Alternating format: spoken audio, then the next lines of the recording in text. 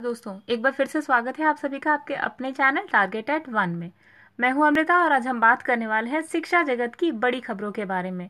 आज इस वीडियो में 69,000 शिक्षक भर्ती से रिलेटेड लेटेस्ट अपडेट और साथ ही साथ हम बात करेंगे लेटेस्ट वैकेंसीज के बारे में जो अपने यूपी और पूरे इंडिया में कहां कहां से कौन सी वैकेंसीज निकल कर आ रही हैं, उनकी भी लेटेस्ट अपडेट आपको इस चैनल पे मिलती रहती है। तो सबसे पहले बात करते हैं 69,000 शिक्षक भर्ती के मामले में। तो आपको पता होगा कि 69,000 शिक्षक भर्ती से रिलेटेड सुप्रीम कोर्ट में याचिका दायर की गई थी। तो उस सुनवाई को लेकर के सुप्रीम कोर्ट में सुनवाई करने से इनकार कर दिया है और यूपी सरकार को सुप्रीम कोर्ट से मिली है बड़ी राहत। सुप्रीम कोर्ट ने याचिका सुनने से इनकार कर दिया और याचिका थी क्या? याचिका थी आपके प्रश्न पत्र को यूजीसी पैनल को ना भेजने को दिया था उन्होंने आदेश। ठीक है, तो आपकी सुप्रीम कोर्ट ने कह दिया है कि यूजीसी के पास अब जो आपका आंसर की या जो उसके रिसोर्सेज से आपको पता होगा कि जो विवादित प्रश्न थे उनको यूजीसी की टीम को भेजा गया था और उनसे कहा था कि इसका जो सही आंसर है वो निकाल कर जो वापस प्रश्न पत्र है उसके रिकॉर्डिंग वो पेश करे। ठीक है, तो सुप्रीम कोर्ट ने इस याचिका को सुनने से इनकार कर दिया और उन्होंने कहा है कि प्रश्न पत्र को यूजीसी पैनल को ना भेजा जाए। तो ये थी सुप्रीम कोर्ट की लेटेस्ट अपडेट। दूसरी खबर आपकी निकल कर आ रही है अमिता त्रिपाठी यानी अदर्स के द्वारा जो याचिका डाली गई थी उसके दौरान जो लेटेस्ट अपडेट निकल कर आ रही है उसके बारे में हम बात करते हैं। तो रणजीत सिंह सर ने कहा सिंगल और डबल बेंच का ऑर्डर समझा उन्होंने और सरकार की तरफ से तुषार मेहता यहाँ पर प्रेजेंट थे और जस्टिस हेमंत गुप्ता द्वारा बयान दिया गया कि पूरे देश में जितनी भी परीक्षाएं होती हैं ऑलमोस्ट सभी की जो उत्तरमाला होती है उनमें चैलेंज आ ही जाते हैं और ये कल्चर बन चुका है। तो ऐसा क्यों होता है गाइज, ये हमें भी सोचना चाहिए और वो भी जो उत्तर कुंजी या फिर प्रश्न पत्र बनाते हैं।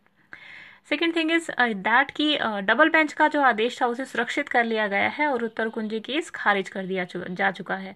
सुप्रीम कोर्ट की तरफ से जो फैसला आया है उसमें उत्तर कुंजी विवाद केस की याचिका खारिज कर दी गई है। 69,000 शिक्षक भर्ती उत्तरमाला मामले में आज एसपीएल अमिता त्रिपाठी में जज साहब ने डबल बेंच के आदेश में किसी भी प्रकार का हस्तक्षेप करने से इनकार कर दिया। तो ये थी आपकी उत्तर कुंजी मामला से रिलेटेड लेटेस्ट अपडेट।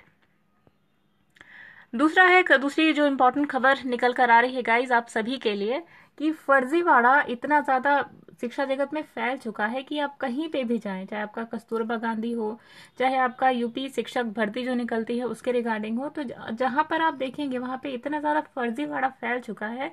इसका रीजन क्या हो सकता है गाइज? कई सारे रीजन हो सकते हैं। सबसे पहला तो ये कि जनता में इतना ज्यादा असंतोष है कि बच्चों को ऐसा लगता है कि हम पैसे देकर अपने आप को सुरक्षित कर सकते हैं, जॉब पा सकते हैं, लेकिन वो पढ़ना पसंद नहीं करते। दूसरी चीज निकल कर आ रही है कि अगर बच्चे जो पैसे दे रहे हैं किसी अधिकारी को दे रहे हैं तो वहां तक पैसे कैसे पहुंच रहा है, और दूसरी चीज इतना बड़ा स्कैम हो रहा है तो जनता तक ये चीजें पहुंच रही हैं तो इसके खिलाफ कार्यवाही इतनी धीमे क्यों? तो कई सारी चीजें हैं जिनको लेकर के जनता को या फिर हम अभ्यर्थियों को सेंसिटाइज होना चाहिए। अगर आप ज्यादा ज्यादा सेंसिटिव इन मुद्दों को लेकर के होते हैं तो आप जो सोशल जो चीजें होती हैं उनको ज्यादा माइन्यूटली देख सकेंगे। तो चलिए फिलहाल आते हैं खबर पे। तो खबर निकल कर आ रही है फर्जी शिक्षक कूट रचित दस्तावेजों से हासिल की गई थी नौकरी और 3 बर्खास्त। तो गाइज ये आखिर में माजरा क्या है? तो ये माजरा है आपके गोरखपुर का, जिसमें उर्वा, बड़हलगंज और गोला ब्लॉक के विद्यालयों में की गई थी तैनाती। तो कूट रचित दस्तावेजों के सहारे पारिषदीय विद्यालयों में नौकरी हासिल करने वाले 3 और फर्जी शिक्षकों को बेसिक शिक्षा विभाग ने बर्खास्त कर दिया। आपको पता होगा कि पैसे लेकर के यूपी टेट की जो मार्कशीट थी वो दी जा रही है, सुपर टेट में पास करवाया जा रहा है। तो ऐसे कई सारे शिक्षक मिले थे जिन्होंने अपने फर्जी दस्तावेज जमा करके नौकरी पाई थी। तो फिलहाल ऐसे 3 शिक्षक थे जो पकड़े गए हैं। और गाइज आपने ये सब देखा होगा कि पहले किसी भी सरकार के टाइम में ऐसा नहीं हुआ था, लेकिन फिलहाल अभी क्या हो रहा है कि शिक्षा जगत में या किसी भी फील्ड में जनरली शिक्षा विभाग में ऐसा हो रहा है कि जितने भी दस्तावेज है वो चेक करे जा रहे हैं और फर्जी दस्तावेज पाए जाने के बाद शिक्षकों की जो तैनाती थी उसे निरस्त कर दिया गया है। तो ये खबर आपकी है। जो तैनात शिक्षक थे वो थे उर्वा के, बड़हलगंज और गोला ब्लॉक के विद्यालयों में थी। गोला ब्लॉक के प्राथमिक विद्यालय रानीपुर में सहायक अध्यापक पद पर तैनात रविंद्र कुमार गुप्ता के खिलाफ मिली शिकायत की जांच में उनका वर्ष 2018 का टीईटी का अंक पत्र फर्जी मिला। तो बहुत बड़ी और शॉकिंग न्यूज है उन सभी अभ्यर्थियों के लिए जो टेट में मेहनत से पास होते हैं और अगर वो देखते हैं कि उनके सराउंडिंग में कोई ऐसा व्यक्ति है जो इस टाइप की इस टाइप के वर्क्स में इंडल्ज है तो उन्हें शिकायत करनी चाहिए बिल्कुल। अगर आप सामने निकल कर आते हैं इन सब चीज़ों के अगेंस्ट में, तो आप अपने आप को सोशली स्टेबल करते हैं। और गाइज, अगर दूसरे तरीके से आप दूसरे एस्पेक्ट से सोचें, तो अगर आप इन लोगों के खिलाफ आवाज़ उठाते हैं, फर्जीवाड़े के खिलाफ, तो आप अपनी सीट कंफर्म करते हैं रिजर्वेशन के अंडर।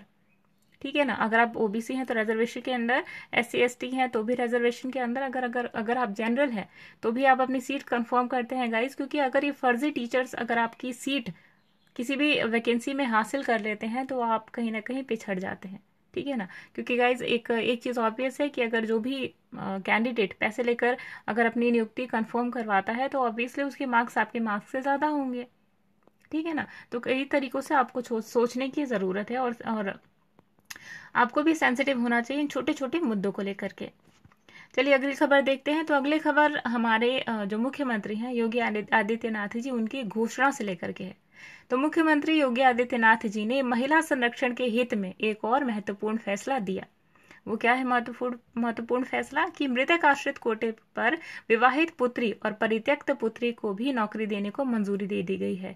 और प्रदेश में अभी तक ऐसी कोई व्यवस्था नहीं थी, और ये पहली टाइप की व्यवस्था है जो हमारे महंत योगी आदित्यनाथ जी ने दी है। तो काफी बड़ी खुशखबरी है उन सभी स्त्रियों के लिए, महिलाओं के लिए, जो कि मृतक आश्रित थी। यानी कि कोई भी ऐसा सोल्जर जो युद्ध में मारा जाता है तो उसकी विवाहित पुत्री या अविवाहित पुत्री सभी को नौकरी दी जाएगी। तो गाइज लास्ट में आती है सभी के लिए खुशखबरी, एक सुनहरा अवसर उन सभी बेरोजगार अभ्यर्थियों के लिए जो किसी भी तरीके से किसी एग्जाम में पिछड़ गए या 1-2% से कम रह गए हैं। तो एक वैकेंसी आई है आप सभी के लिए, और ये जानना आप सभी के लिए बहुत ज्यादा जरूरी है। वैकेंसी क्या है? ग्रामीण डाक सेवक के 3262 पदों पर राजस्थान सर्कल के लिए आप आवेदन कर सकते हैं, और 21 जुलाई तक ऑनलाइन आवेदन करना है आपको। तो यहाँ पर आप डिटेल देख सकते हैं।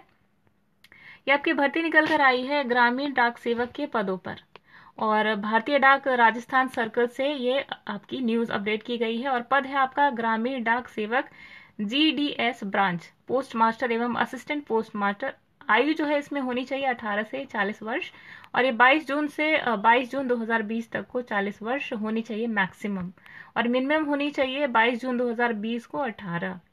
पात्रताएं यानी कि आपकी एलिजिबिलिटी के लिए जो सब्जेक्ट है वो है मैथ्स, स्थानीय भाषा एवं अंग्रेजी या विषय में, अंग्रेजी तो आपके विषय में पासिंग मार्क्स में 10वीं उत्तीर्ण एवं अन्य निर्धारित पात्रताएं। पे स्केल होगी आपकी 10,000 रुपए और 12,000 रुपए प्रति माह, और 4 घंटे की दर से आपको ये सैलरी मिलेगी। आवेदन शुल्क आपको 100 रुपए का आवेदन शुल्क देना है, और आवेदन आपको ऑनलाइन करना है, और अंतिम तिथि है आपके आवेदन करने की 21 जुलाई 2020। तो गाइस ये थी लेटेस्ट अपडेट हमारे चैनल पे। आई होप आपको वीडियो बहुत ज़्यादा पसंद आई होगी। अगर पसंद आती है तो प्लीज़ वीडियो को लाइक करें, और अगर आपने अभी तक हमारा चैनल सब्सक्राइब नहीं करा है तो प्लीज़ सब्सक्राइब करें, और नोटिफिकेशन बेल को दबाना बिल्कुल भी ना भूलें। तब तक के लिए मिलते हैं लेटेस्ट अपडेट्स के साथ में अगली वीडियो में। तब तक के लिए अमृता को दीजिए इजाज़त। Bye bye.